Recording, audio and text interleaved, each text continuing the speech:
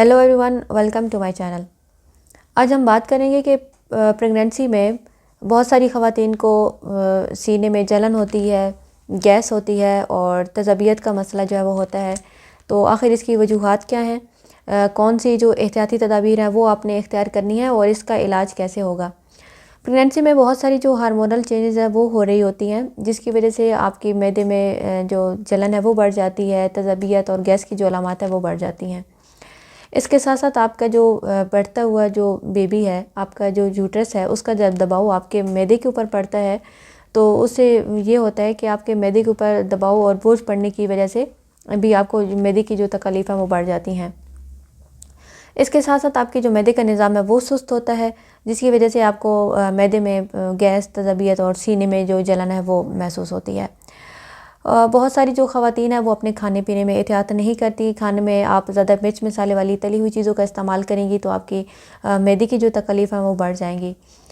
वो ख़वातीन जो कि पानी का इस्तेमाल कम करती हैं और बहुत ज़्यादा जो फ़ास्ट फूड जैसे कि केक, पेस्ट्री, मिठाइयाँ और पिज़्ज़ा, बर्गर और जो कोल्ड ड्रिंक्स होते हैं, इनका इस्तेमाल करने से भी आपकी जो मैदे की जो तकलीफ़ हैं वो बढ़ जाती हैं।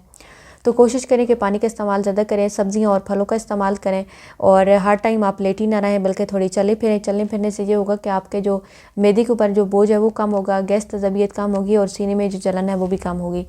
अपने खाने पीने में आपने ज़रूर एहतियात करनी है कि खाने में बहुत ज़्यादा तली हुई, मिसाले वाली और फास्ट फूड और चिकनाहट वाली जो चीज़ है वो आपने इस्तेमाल नहीं करनी। ये कुछ एहतियाती तदाबीर हैं जिनको आप इख्तियार करके आपने जो मैदे में तज़बियत, सीने में जलन और बदहज़मी की जो कैफियत है उनको आप कम कर सकती हैं। अब मैं आपके साथ कुछ होम्योपैथी मेडिसिन शेयर करूंगी जिनको इस्तेमाल करके आप इन तकलीफ़ से निजात पा सकती हैं। सबसे पहले हमारे पास है मेडिसिन अल्सर सिरप, या MS होम्योपैथी लेबॉर्ट्री की है। इसकी आपने 2-2 चम्मच दिन में 3 दफ़ा लेना है खाने के बाद। और जब आप देखें कि आपकी अलामात थोड़ी कम हो गई हैं तो फिर 1 चम्मच दिन में 3 दफ़ा ले लीजिएगा। ऐसे कोई साइड इफ़ेक्ट नहीं है, ये आपके मैदे में जलन, तज़बियत और बदहज़मी को ठीक करेगी। नेक्स्ट हमारे पास जो मेडिसिन है, ये हमारे पास ड्रॉप है HR-35। ये मसूद होम्योपैथी लेबॉर्ट्री का है। ये भी आपकी मैदे की तज़बियत, गैस, बदहज़मी के लिए और हज़मे के निज़ाम के लिए बहुत ही अच्छा और इफ़ेक्टिव है। इसको लेने का तरीका ये है कि थोड़ा सा पानी आप ले लीजिए और उसमें 30 कतरे दिन में 4 दफ़ा लें। खाने से पहले भी ले सकती हैं और खाने के बाद भी ले सकती हैं।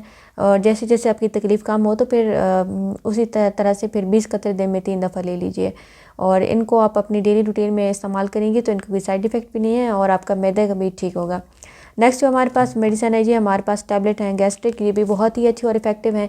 अगर आपके मैदे में जलन हो रही है, आप का मैदा आपको लगे कि बिल्कुल ब्लॉकेज हो गया है, आपको खाने का दिल नहीं कर रहा, बदहज़मी सी हो रही है, पेट में दर्द हो रहा है, जो आप खा रहे हैं, जो आपने खाया है वो आपको ऐसा लगे कि बिल्कुल मैदे के ऊपर वो बोझ सा बना हुआ है, तो दो टैबलेट आपने मुंह में रख के चूस लेनी है। इससे इंशाल्लाह फ़ौरी तौर पे आपका जो मैदे की जो तज़बियत और बदहज़मी का जो है वो ख़ात्मा होगा।